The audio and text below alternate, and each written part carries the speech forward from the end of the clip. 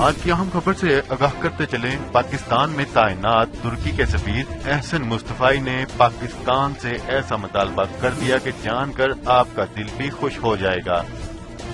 نجی T V کے channel کی رپورٹ کے مطابق پاکستان میں تعینات ترکی کے سفیر احسن مصطفی نے انسٹی ٹیوٹ آف مینجمنٹ سائنسز میں طلبہ سے خطاب کرتے ہوئے حکومت پاکستان سے مطالبہ کیا کہ ترکی پاکستان میں پہلے سے سرمایہ کاری کر رہا ہے۔ حکومت کو چاہیے کہ سی پیک میں ترکی کے سرمایہ کاروں کو دعوت دے۔ خواہش ہے کہ پاکستان سے معاشی تعلیمی میدان میں مزید بہتری لائی جائے۔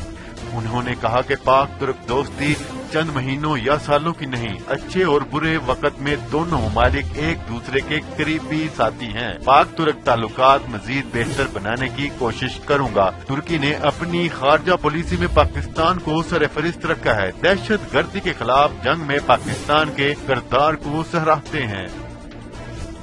انہوں نے مزید کہا کہ یورپ کے لوگ نبی کریم صلی اللہ علیہ وسلم سے مسلمانوں وابستگی نہیں سمجھ سکتے۔